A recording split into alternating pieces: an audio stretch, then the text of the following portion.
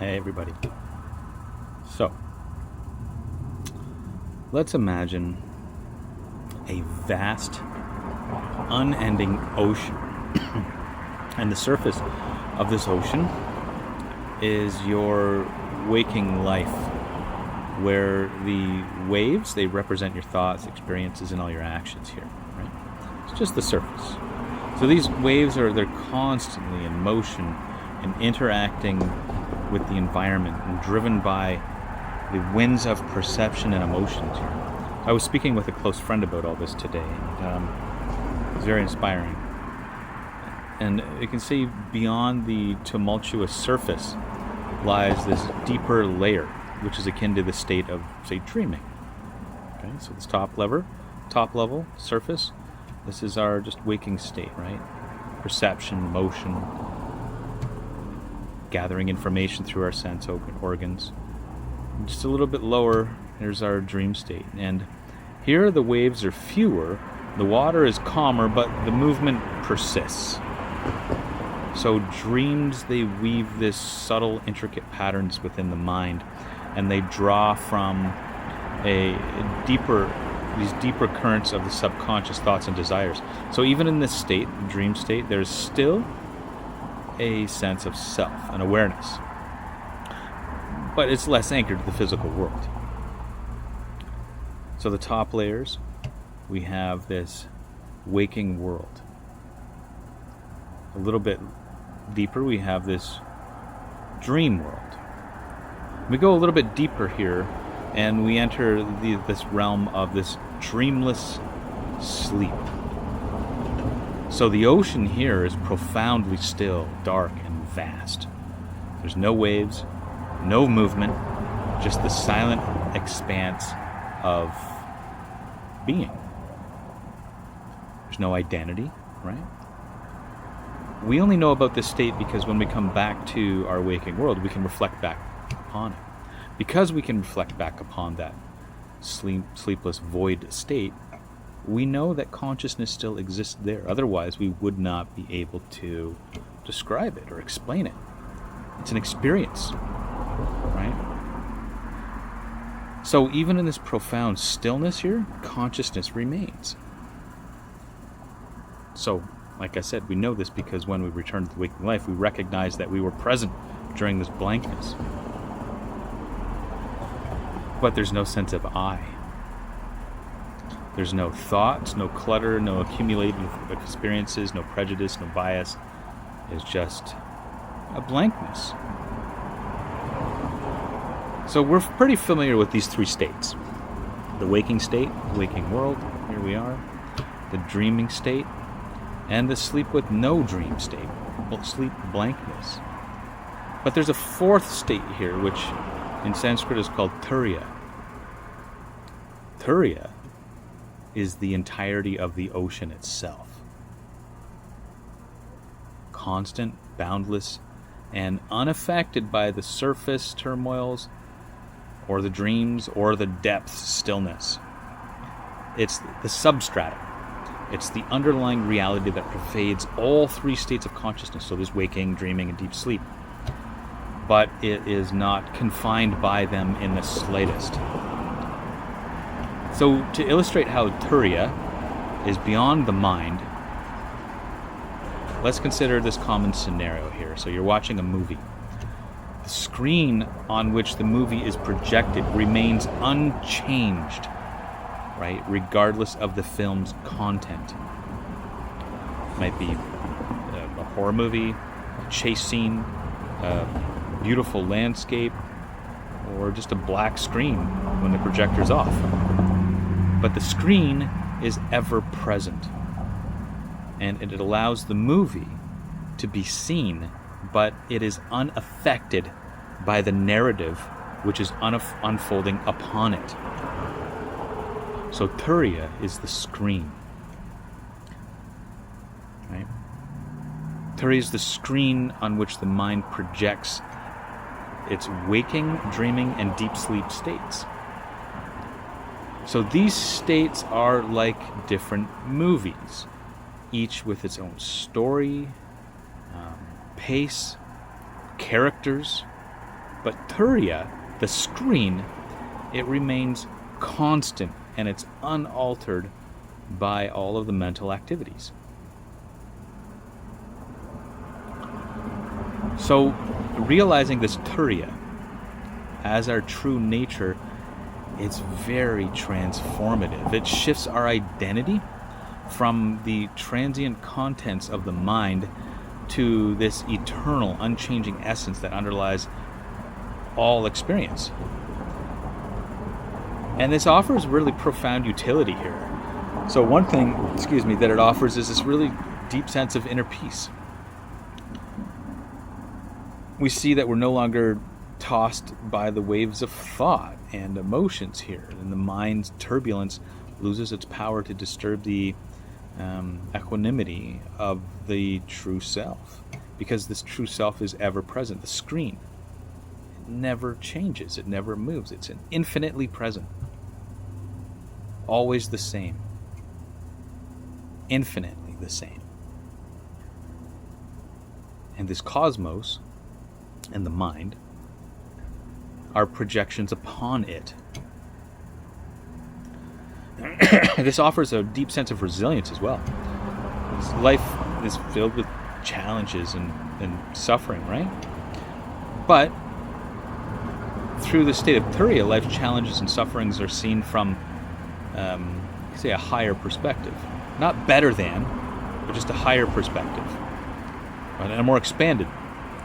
So just like the ocean's depth remains undisturbed by the surface storms, right? Recognizing Turiya, it provides this resilient foundation that remains steady amidst life's ups and downs. It helps offer us a sense of clarity, insight. We find that we become more authentic because we're less wrapped up in the mental chatter and the contents of the mind. And when we're wrapped up with the content of the mind, we wrapped up in our own personal prejudices and biases, and we tend to treat everything with those prejudices and biases. Turiya allows for us to step out of that and recognize these prejudices and biases and live with more authenticity. React with more authenticity. Be in the flow of life itself. And because of that, we develop this deep sense of compassion and interconnectedness. And we recognize that life is an interdependent flow. It's an interdependent flow. And we realize that the oneness of this Turiya fosters this sense of depth and interconnectedness with everything, all beings, and nurtures this compassion. We recognize the same underlying consciousness in others, because everything is a projection on the same screen. Right? So when we dive deeper into the realization of Turiya, the journey itself becomes very transformative here. It's not just some kind of intellectual understanding, but it's this experiential shift. It's this profound awakening to the nature of existence itself. We're no longer trapped within any kind of petty or trivial or mundane functions of life, even though we still move through them. We still have to live in this world and do the things that we do, but we do it with a more equanimous sense of self. We learn to detach from the mind's content in a healthy manner, not suppress it, right? But be able to stand back, detach, be within that state of Turiya, which is much like the deep sleep state with no dreams. But in this, it's an intentional act of putting oneself in that reference point. While one foot is grounded deeply in that Turiya, and the other grounded deeply in this transient, ever-shifting world that we live in. We learn how to work within the world with much more ease and grace. right? So this develops what we call this Atman, or this witness consciousness. Not that it's developed, it's uncovered.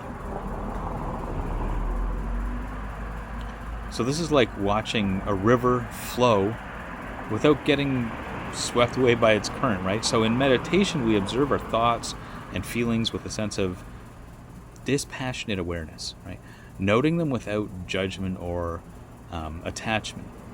So this witnessing consciousness is a glimpse of this Turiya. It's where we stand as the observer of all experiences. Because of doing this and moving through this practice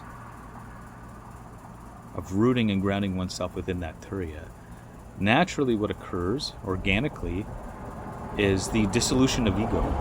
So the more we identify with Turiya, the less hold the ego has over us. So the ego is just the accumulation and the attachment of oneself to specific prejudices and biases and experiences. And, we identify with these experiences and occurrences, events, emotions, and feelings in our life.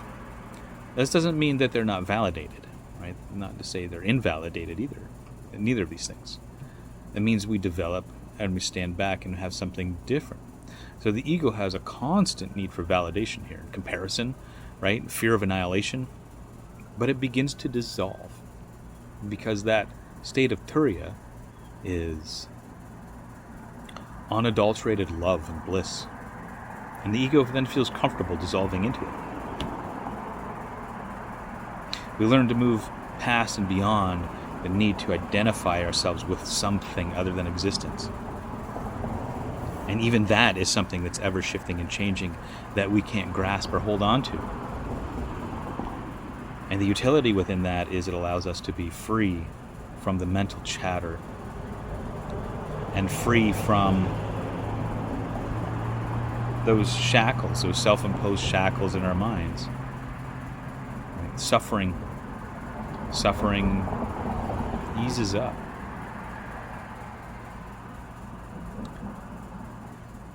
So to really, illustrate the utility of this realization further, we have to consider it a kind of a practical example here. I think it's very good. And imagine you're in a stressful situation at work. So there's deadlines, there's tension, there's these things you have to get done, right? From the perspective of the mind, the situation can be overwhelming. It can trigger anxiety. It can trigger stress responses, right? And you can take that into other aspects of your life. But if you're anchored in the awareness of Turiya, you approach the same situation very differently. First, you recognize that the stress and anxiety, they're present and they're waves on the surface of your consciousness. So you observe them without getting entangled. And this observation creates a space between you and the stress, and it allows you to respond rather than react. Okay? Secondly, from the depth of this Turiya, you tap into this reservoir of this inner calm and clarity. So solutions arise more effortlessly because you're not clouded by this stress or panic or fear, right? You make better decisions. Your actions are more effective and precise, and they're driven by a sense of inner alignment rather than this external pressure. So even if the situation remains challenging, your sense of self remains untouched. This is difficult, but the more we practice it, the more it just becomes how life is, like everything, right? So you're no longer defined by your successes or failures, or stress or the calm, either one of those. You rest in the awareness that you are the consciousness that witnesses all experiences, and you transcend the dualities within the mind. So this realization has and can have some very profound implications for mental health and well-being. So is anxiety, depression, stress, it can arise oftentimes from over-identification with the mind's contents. So by shifting our identity and attention, not not identity, but attention, our awareness toward Turiya, we access a deeper dimension of